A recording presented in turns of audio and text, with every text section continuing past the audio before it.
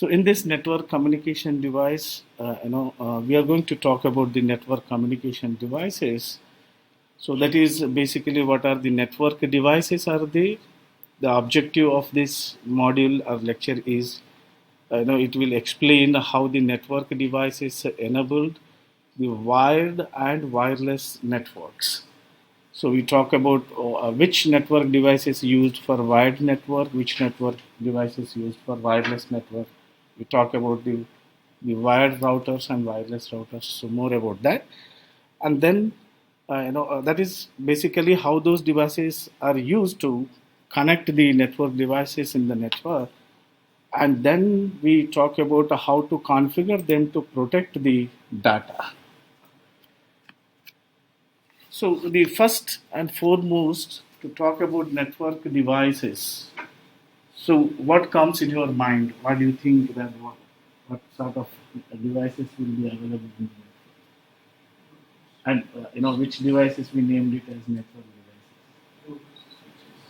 Routers, switches, bridges, hubs.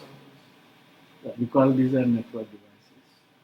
So these devices basically used to connect the end devices. Correct? So we'll see those one by one. First and foremost, it starts with the end devices, like your laptops, desktops, mobile phones, any devices, we call them as your end devices. So these end devices, if they want to communicate with each other, in that case, they require the network devices. So in these network devices, first comes your end device as said, and the network device that people are most familiar with are end devices. So to distinguish one end device from another, each end device on a network has an address. So which address?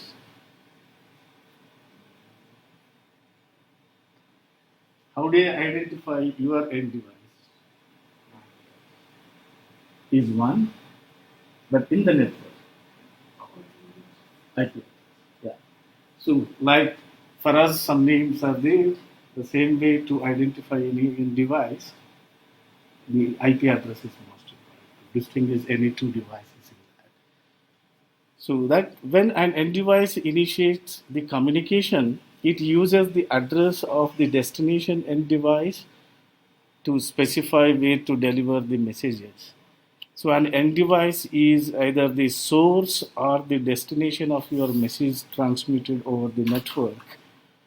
So you can see here, let me just play this for you so you can understand. Just see this animation. So if any end device wants to communicate with any other end device, they use their IP addresses, or within the network means in the same network means they use the MAC address. If different networks means they use the IP addresses as we saw in the previous lecture. So in this example, there are two LANs and two end devices are there. So they wants to communicate. So this the first end device trying to send the message to another end device in this network. But if they, do you think that both the networks are in the both the end devices are in the same network or in the different network? From this picture, from this animation, are they in the same or different network? Like let me just say that the host 1 and host 2, are they in the same network or different network? Different network. If you see, because both the LAN 1, suppose, and LAN 2, they are connected through the internet. Correct? So they are in two different networks. So they use this is host 1 use the address of your host 2 while transmitting the message. So which address means that we already observed? The IP address is used. Correct? If host 1 and wants to send some data to suppose host 3 in this network, so which address is enough to communicate these two, host 1 and host 3? That's correct. Because they are in the same network, so they can use the MAC address. Good. While transferring the message from host 1 to your host 2, do you find, do you require any network address translation for transmitting message from host 1 to host 2? Required. Okay. So where this network address translation protocol should be enabled? In which router? Yeah, the edge router. The, as well as here also. Good. So what exactly this network address translation do at this router as well as at this router? Suppose we call this is router 1 and this is your router 2. What happens at router 1 and what happens at router 2 while transmitting the data from H1 to the H2?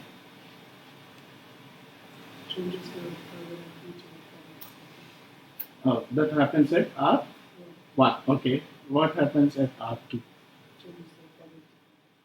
Look. Okay. So R1 and R2 maintains the network address table, private IP address to public IP address. Okay. In this case, in this, the network structure, how many public addresses will be assigned to your R1 router in this network? How many public IP addresses will be provided by ISP to your R1 address? One is more than enough. That is what we discussed, right? In this infrastructure, in this network structure, if you carefully, you can answer. How many outlines are there from router R2? Outgoing line at R2. Or we can say how many outgoing interfaces are there, ports are there.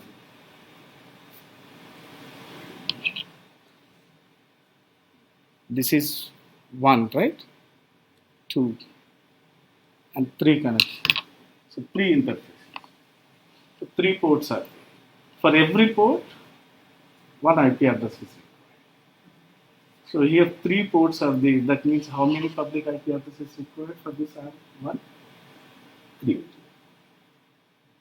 Because same IP address, the same public IP address cannot assign to this line as well as this line and this line. They should be differentiated, right? So that different IP address is required. Okay. For suppose if there is this interface is not there and this interface is not there, in that case, it is having one input line, or we call the one input interface, and one output interface. So it requires only one public IP address. So this is what we need to be a little bit careful when configuring the routers. How many IP addresses are required? For every interface, one IP address is required. Yeah. So does the MAC address change, or does it keep the address of the host in the LAN once it leaves the gateway router? No, for every device there is only one MAC address. Right. So if it's sent from like a phone to like across the network. Okay, let me just name here so that it will be easy. R1, R2. You're talking about routers, right? Well, I'm talking about the end devices or end devices. Right. Okay. So here is let us say host 1, host 2, and host 3, or host 4, or host 5. Let us assume this. Okay. Right. So let's say host 1. Let's say the MAC address. Right. If a packet is sent from host 1 across the network to a different network. Once it reaches the gateway router, does it keep the MAC address of host 1, or does it take the MAC address of the gateway router? Yeah, that is what we discussed. You tell me that. No, that's what I was asking. So when your host 1 is interacting with this, Right. Suppose here, suppose host, assume host 8, suppose. Then the MAC address of your H1 is up to your router R1 only, and R1 is connected to your router 2, so the MAC address of R1 is up to R2 only. When that packet is transmitted from R2 to your H8, then R2 MAC address goes to H8, because it is a peer-to-peer network. So your H1 MAC address will not be flooded into the internet or in LAN 2. So it stops at its border only. Yeah. So I think it's clear now. Good. Okay. Yeah. So this is what the end devices, how they are used. Okay. And then let me just play a video for you so that you can see this.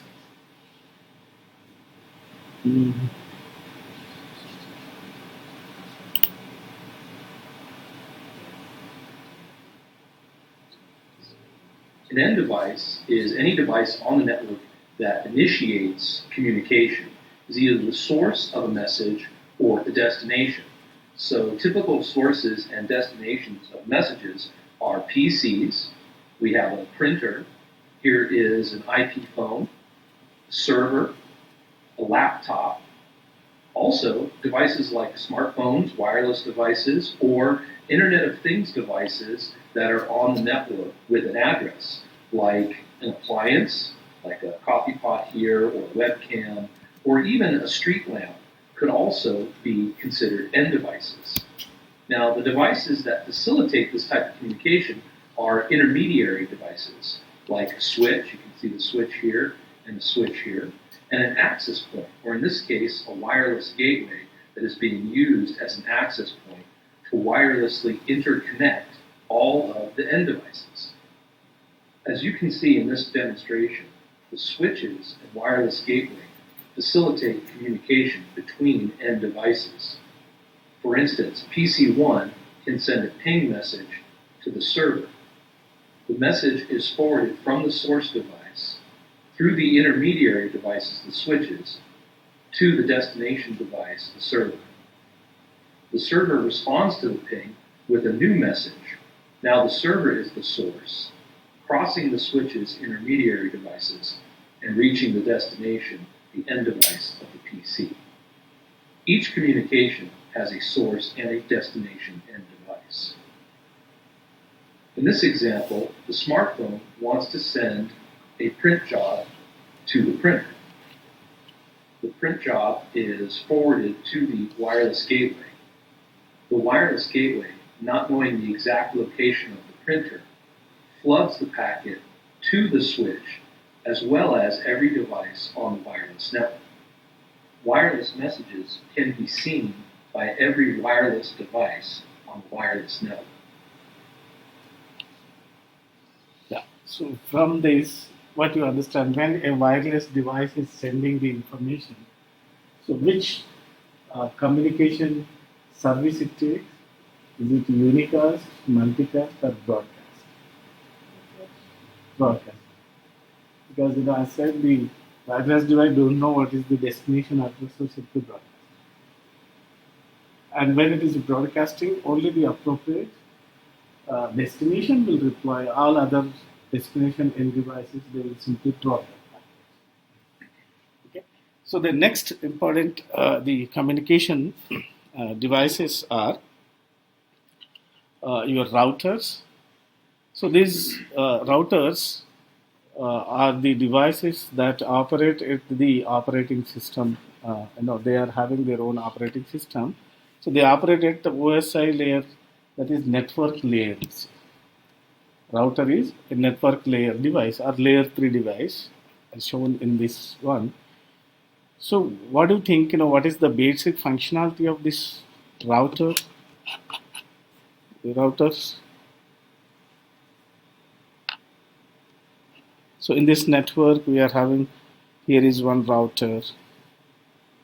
Here are few routers. Let us name them R2, R3, suppose R4, R5. We are saying that these routers are operate at the network layer, or we say layer 3. So what is the basic operation of these routers?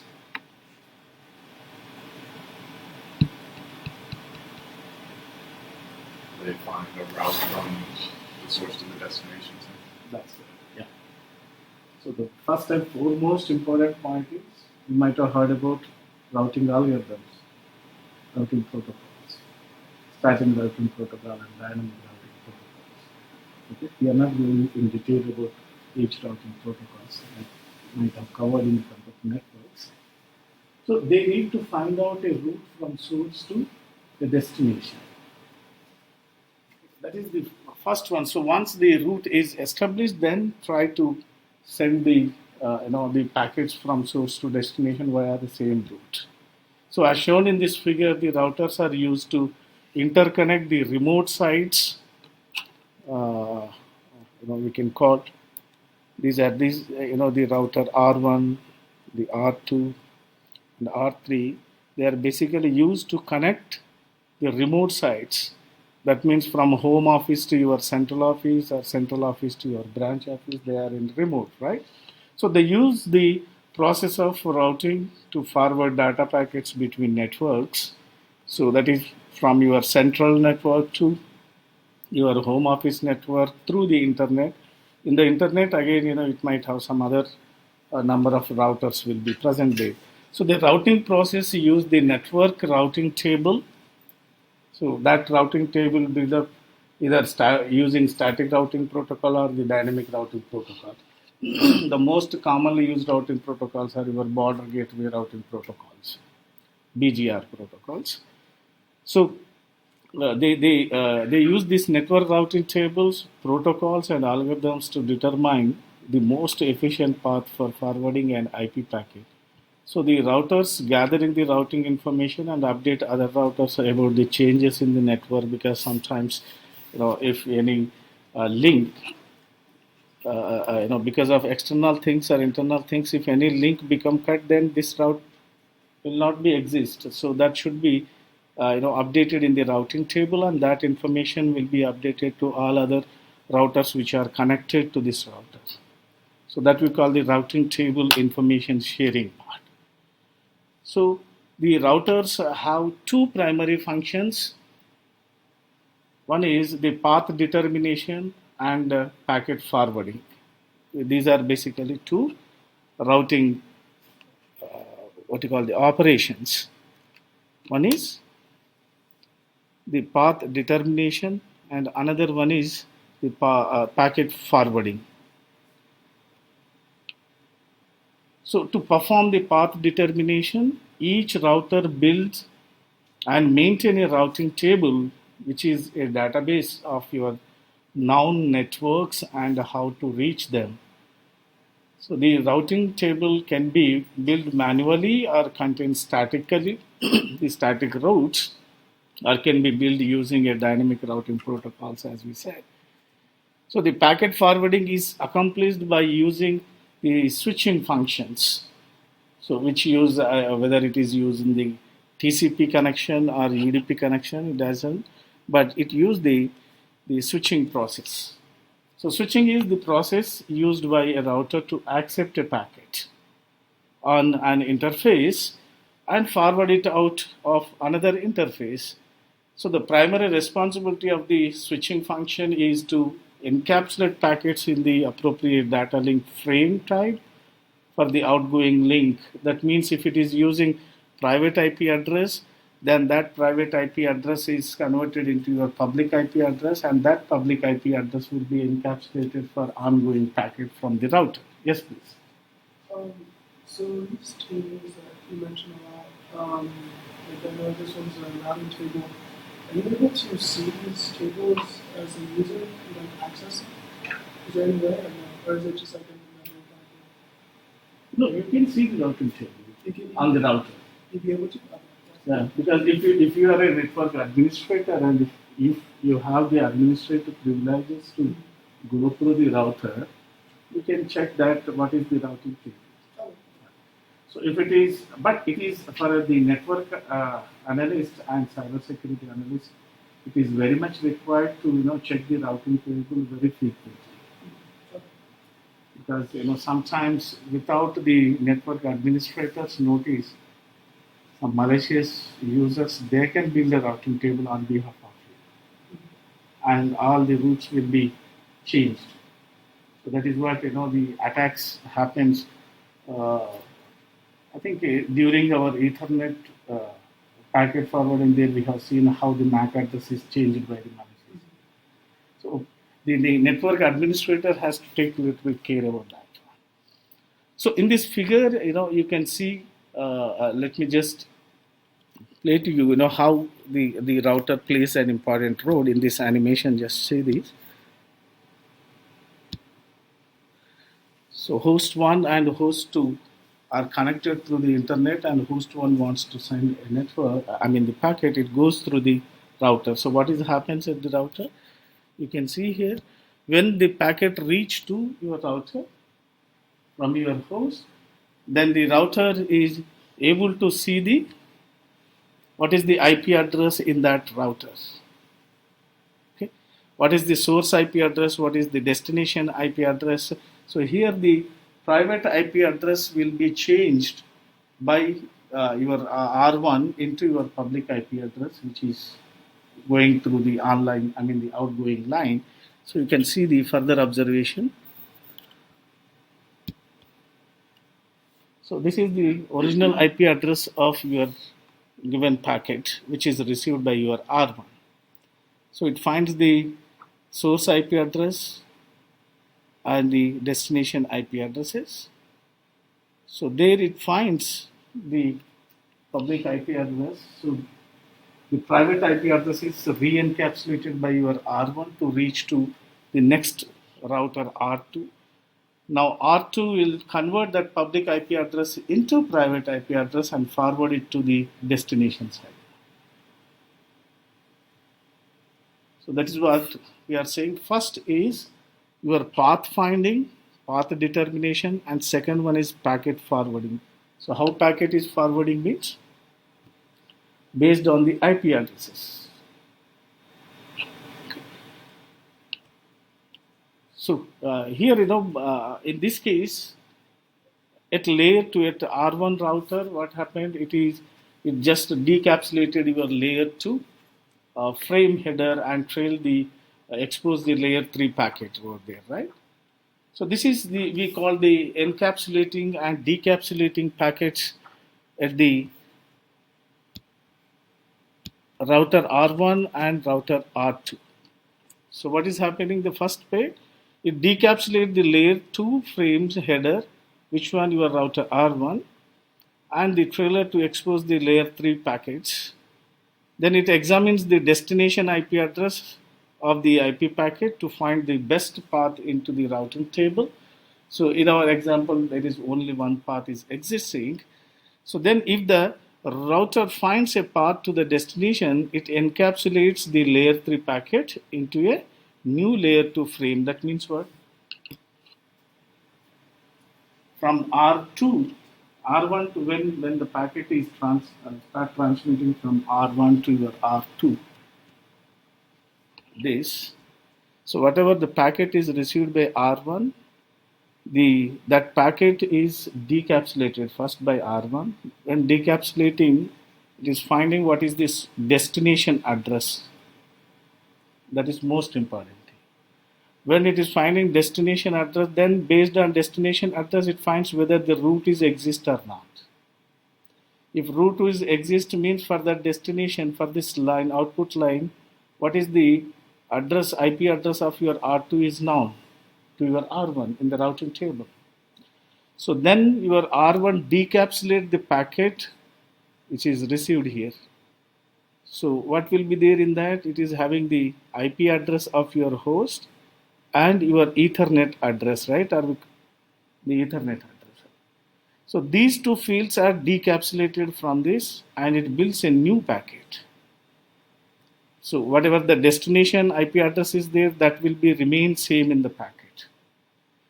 So these two fields are removed and here the IP address becomes the public IP address of your R1 here. Okay, through which line it is going. And the MAC address of R1 will be encapsulated. So that is encapsulating and decapsulating process. So that's the way the packets are formatted. Here you can see this shown in this figure. The device have layer 3 IPv4 addresses.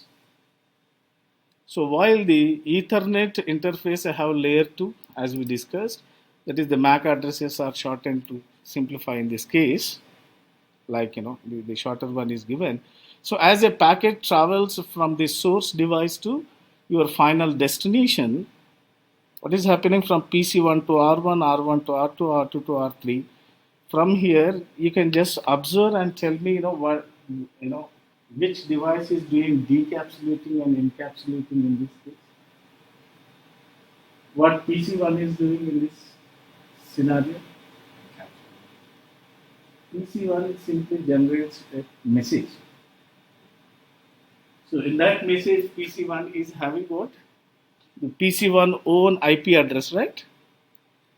And your MAC address in that message field, header field, and simply forwarding it to your next route, the border route. Okay.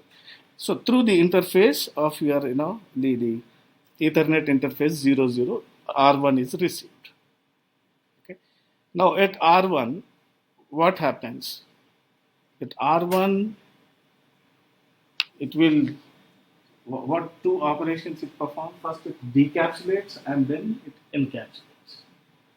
So what it will decapsulate, R1 will be decapsulate the layer 2 and, the layer 3 and layer 2. It checks here as said, the packet travel through this, then at your router, it is going to remove the IP address of your PC1 and MAC and it includes its IP address and its MAC address through outgoing line. So decapsulation happened first, then encapsulation. Okay, when it is received by your R2, then R2 will check it out first, the header field. What is the destination IP address? Destination IP address is your PC2 IP address. Then it checks in R2 checks its own routing table whether path is exist or not.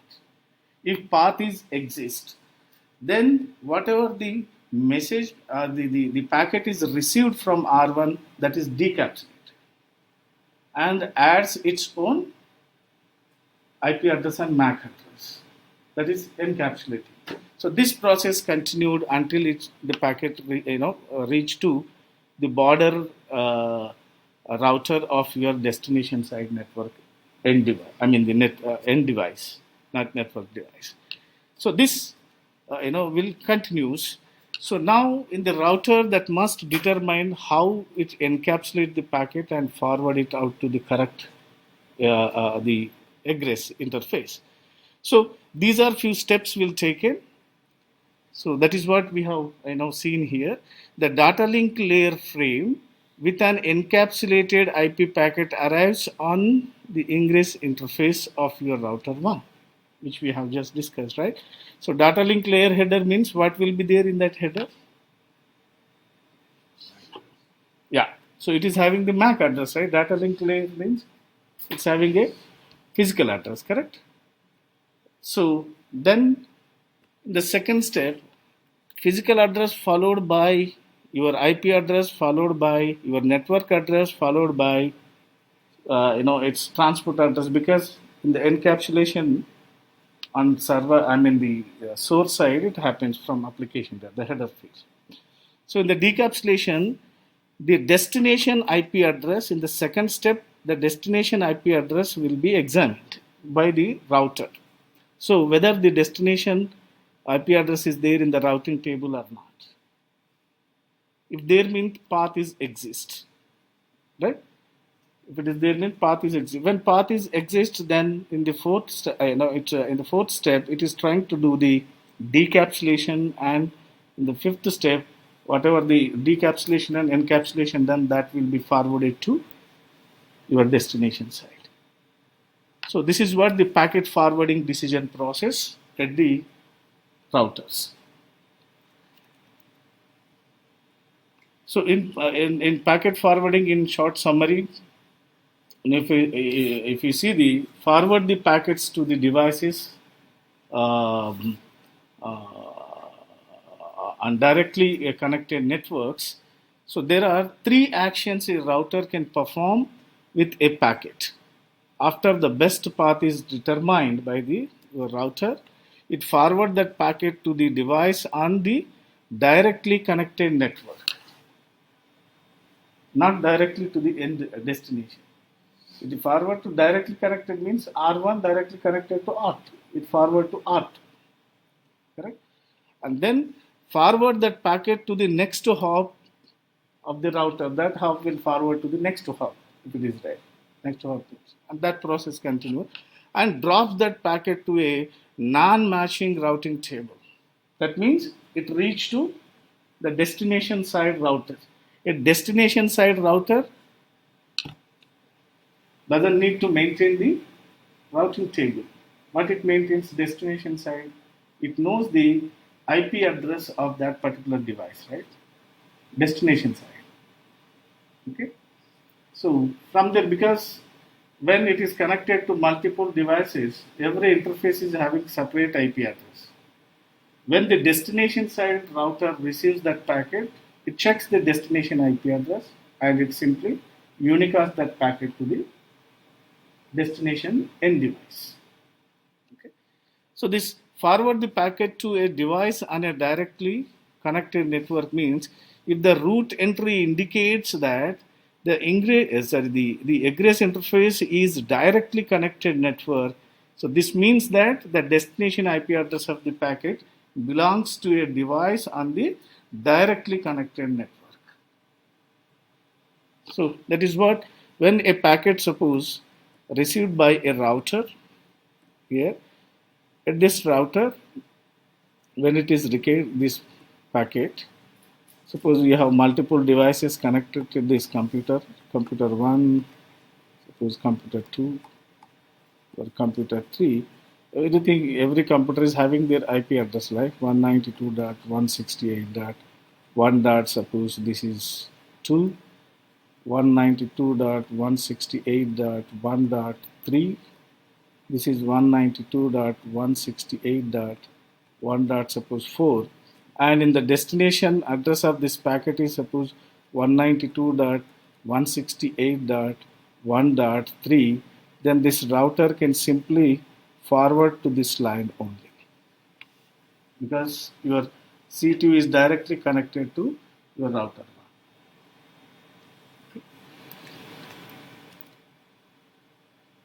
So yeah, this is what we just discussed, because the IPv4 packets that the router checks the address resolution protocol at destination side router for the destination IP address and the associated Ethernet MAC address, and if that is matched, then the router sends an ARP request and the destination device will return the ARP reply with MAC address. This is what we observe, right? So now from this it is clear that if a router, multiple routers are there, suppose router 1, router 2 and router 3, okay, so every router is maintained two tables. One is the address resolution protocol table, which consists of your IP address matched with the MAC address, and also the routing table.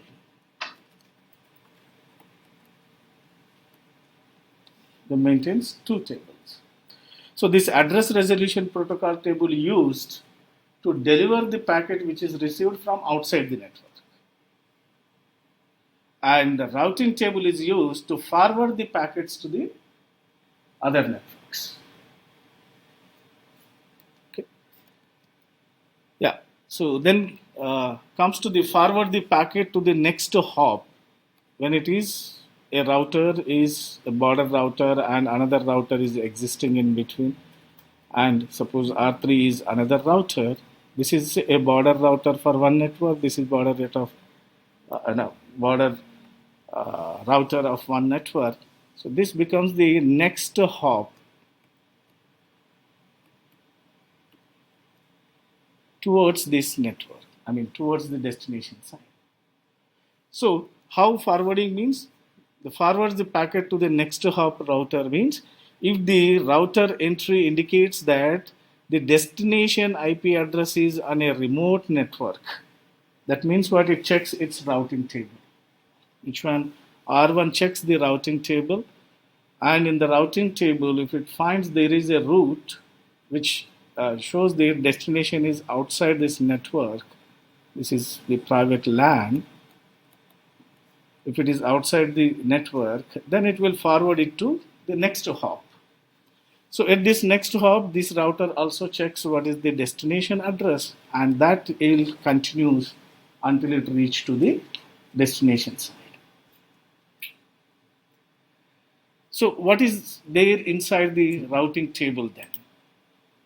So in this routing information, we call the routing table of a router that stores the two different information. One is the directly connected routes and your remote routes. So directly connected routes means these routes come from the active router interface. So that is the routers add a directly connected route when an interface is configured with an IP address and is active or inactive will be there. And another one is the remote routers. So this remote routers, these are the remote networks which are connected to the other routers. So how it maintains? It says that in remote routers, the routers to these networks, the remotely connected networks, can either be statically configured or dynamically learned through the dynamic routing protocols. So have you ever gone through this dynamic routing protocols? When it is connected to the remote one, it may either follow the static or your dynamic routing protocols. So can you name any of the static routing protocol or dynamic routing protocols which you have heard, learn in the network? DHCP, no. DHCP is used to configure inside the private network.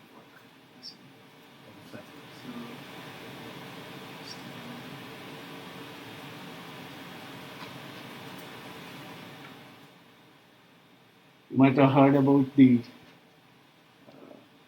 link state routing protocol. So after this lecture, I advise you to please go through the routing protocols, any one routing protocol, to understand how this routing table. So either static routing protocol or dynamic. Link state routing protocol is one of the dynamic routing protocol. You can follow the destination source routing protocol is also DSR routing protocol. That's also one of the dynamic routing protocols. So these routing protocols basically used to build the routing table. So I think that is the reason I asked when we started this course how you have the computer networks background. So that is most important to understand. Okay. So this routing table that contains the network or the next hop which is associated to this. Okay. So I specifically advise you to go and find out how the routing tables will be associated. Okay. So let us see the directly connected and remote network routes in this. So now tell me, in this figure, the destination network entries in the routing table can be added in several ways, because here this is one network, this is another network. So for this network, this is directly connected to, all these networks are directly connected to your R1, and all these networks are remotely connected to these R2. Similarly, these networks are remotely connected to your R1, whereas your R1 and R2 both are directly connected. So can you justify that why it is named as your remotely connected and directly connected from this infrastructure, network structure? Because if it's remotely connected, it would take a couple hops to get there. Correct. They are not directly connected. In between them, there are other network devices or intermediary devices are there. Okay. So now here I have another question, that here we are using switch 1, switch 2. Here's like switch 3 and switch 4. So from this, can you tell me how many private networks are there in this figure?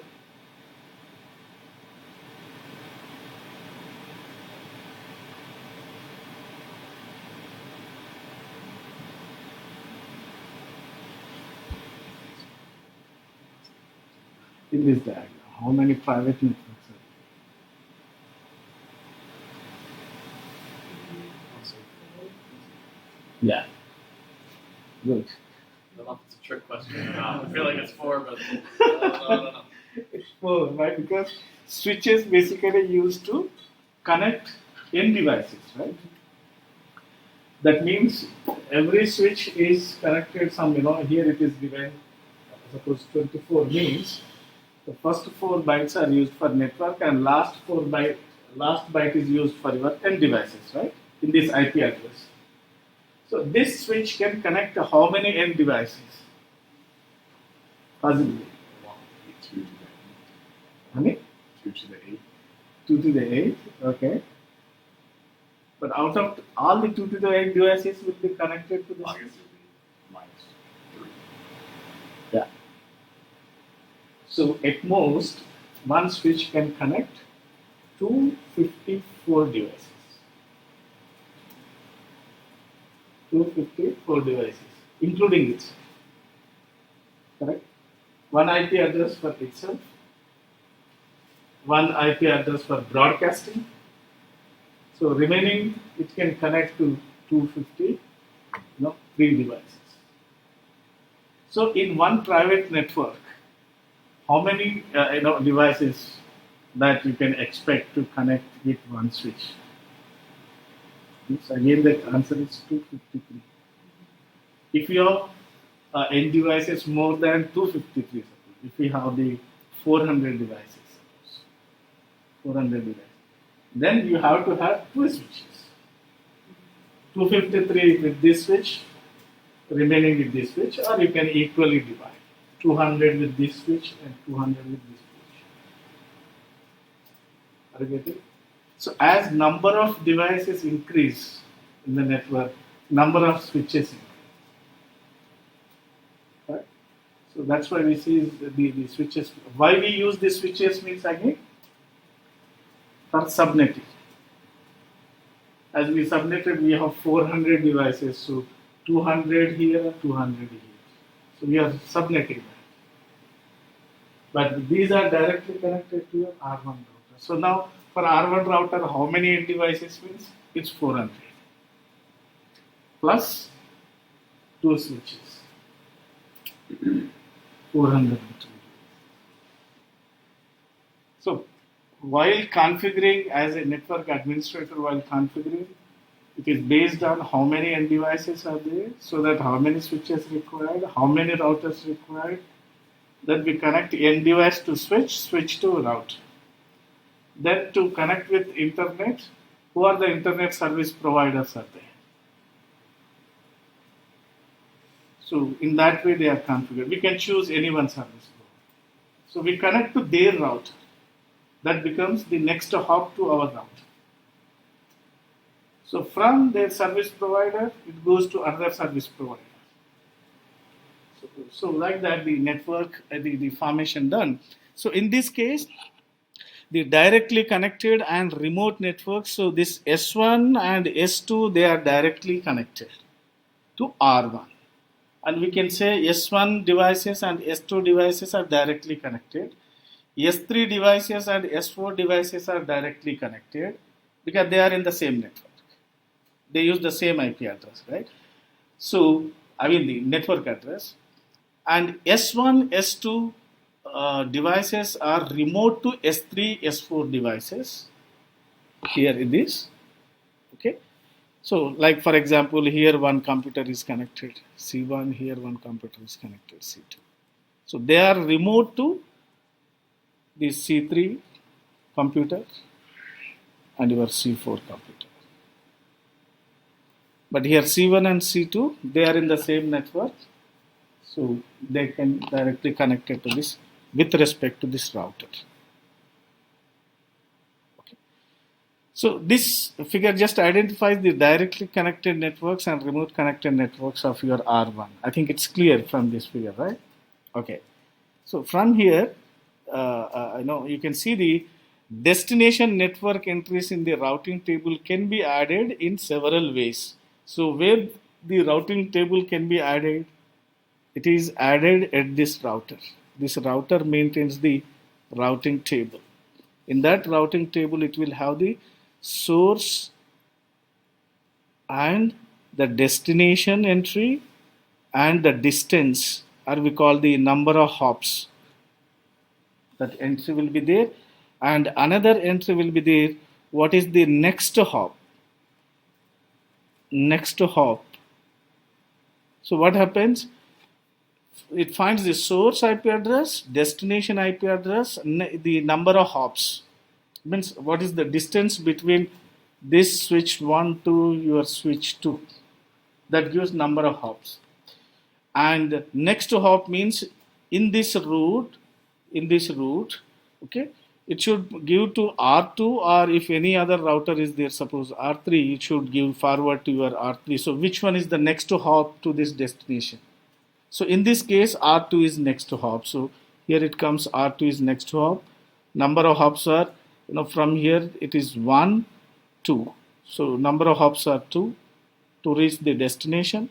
Destination IP address is 10.1.1.0, this one. So this table will be found by your routing protocols. Okay. Based on that, it finds the entry will be taken. The local route interface is one way. So these are added. This local route interface will be added when an interface is configured and active. So this entry is only displayed in the iOS 15 or the newer for the IPv4 routers or the routes. And another one is the directly connected interfaces. So these are added to the routing table when an interface is configured with device. So that is the source entry and destination entry. And the dynamic routing protocols, so that is what we said, the static routing protocol or dynamic routing protocols are used. So in dynamic routing protocol, as said, it can use the two different dynamic routing protocols to build these protocols. Mean they are simply a program which always try to run. The open shortest path first, or it can give the edge interface, the border gateway routing protocols, or we can say that edge interface or extended interface, the gateway routing protocol. Gateway routing protocol means outside how many networks are connected with the source router. So source router always try to execute this routing protocol to build the routing table at R1 in the network. So this dynamic routing protocols exchange the network reachability information. That means all the connected information. If suddenly because of the external problems, if any link goes down, then that will be removed. So let us see this in the table. In the routing information, it will have the protocol first in the routing table. Okay. So whether the route is for your IPv4 or IPv6. Second one is your interior gateway protocol is used. So in that it can use either distance vector routing protocol or your link state routing protocol. These are two routing different state. You can check whether distance vector or your link state routing protocol. So in distance vector, what are the different algorithms are used? One is your EIGRP or EIGRP for IPv6, that is separate routing protocol is there. If it is a link state, means open shortest path version 2 or open shortest path version 3 routing protocol is used. So that is what, after this session, you please go through the open shortest path first routing protocol, how it finds a route from source to destination. Okay. So then that will give you the idea about the, how the routing table will be built and how the routing table plays an important role to transmit the packets from source to the destination by the routers. Okay. So this is about the routing information which is available by the routers. So to end-to-end communication process or the end-to-end forwarding, in this PC1, when it tries to send the packet to your destination, first what it do, PC1 sends a packet to your PC2. So in the first animation, I'm not going to play here, but the pictures are there. So PC1 sends a packet to PC2.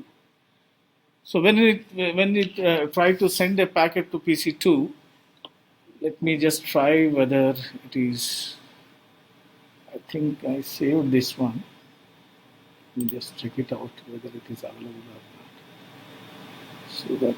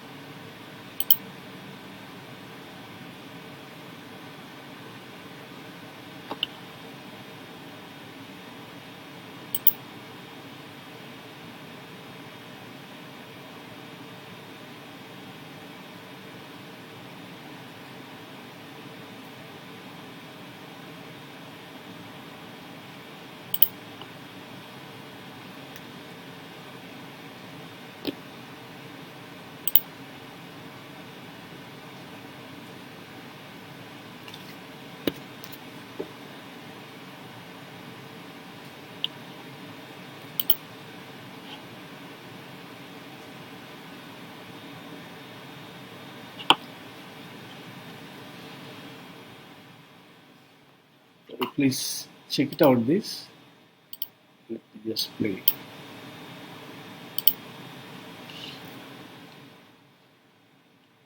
So PC1 is having one packet and which is ready to transmit to your PC2.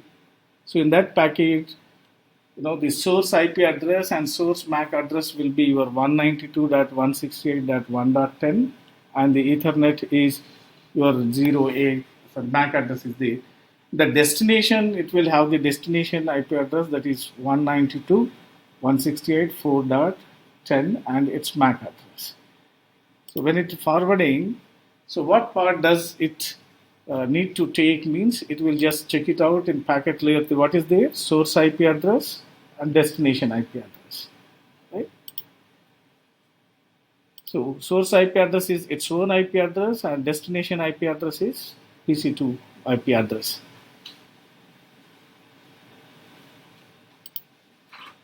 So when you try to forward it, that packet will be forwarded to its directly connected router, that is R2. So because PC2 is on network, on the different network, by just checking the IP address, your 192.168.1 network address is different from your destination IP address 192.168.4. So they are on two different networks. If destination address also suppose 192.168.1, then they are on the same network.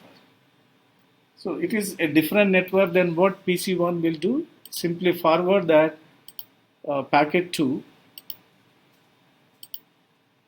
the PC1, goes to the address resolution protocol that you know how to forward it.